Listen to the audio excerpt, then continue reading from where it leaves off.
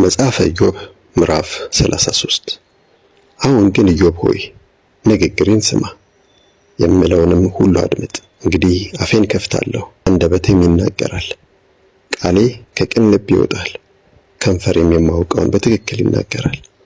የእግዚአብሔር መንፈስ ፈጥሮኛል፣ ሁሉን የሚችለው አምላክ እስትንፋስ ሕይወት ሰጥቶኛል።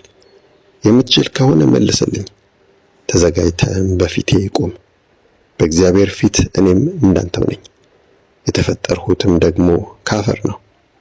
እኔን መፍራት የለብህም፣ እጄም ሊከብድህ አይገባም። በእርግጥ የተናገርኸውን ሰምቻለሁ፣ እንዲህም ስትል አድምጫለሁ። ኃጢአት የሌለብኝ ንጹሕ ነኝ፣ ከበደል ነፃ ነኝ፣ እድፈትም የለብኝም። እግዚአብሔር ግን ሰበብ ፈልጎብኛል፣ እንደ ጠላቱም ቆጥሮኛል። እግሬን በግንድ አጣብቋል፣ እንቅስቃሴዬንም ሁሉ ይከታተላል። ነገር ግን እግዚአብሔር ከሰው ስለሚበልጥ ትክክል እንዳልሆን እነግርሃለሁ። የሰውን አቤቱታ እንደማይሰማ ለምን ታማርርበታለህ? ሰው አያስተውለውም፣ እግዚአብሔር በተለያየ መንገድ ይናገራል። ሰዎች አልጋቸው ላይ ተኝተው ሳሉ ከባድ እንቅልፍ ሲወድቅባቸው በሕልም በሌሊትም ራእይ ይናገራል። በጆሮአቸው ይናገራል፣ በማስጠንቀቂያም ያስደነግጣቸዋል። ሰውን ከክፉ ስራው ይመልሳል፣ ከትዕቢት ይጠብቃል።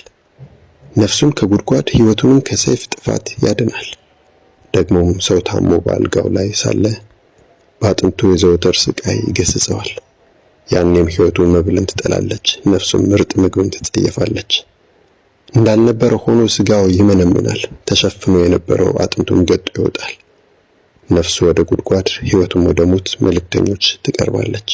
ሆኖም ትክክለኛውን መንገድ ለሰው ያመለክት ዘንድ መካከለኛ የሚሆንለት ዘንድ ከሺህ አንድ መልአክ ቢገኝ ለሰውየውም በመራራት ቤዛ አግኝቼለታለሁና ወደ ጉድጓድ እንዳይወርድ አድነው ቢለው፣ በዚህ ጊዜ ሥጋው እንደ ሕፃን ልጅ ገላ ይታደሳል፣ ወደ ወጣትነቱም ዘመን ይመለሳል።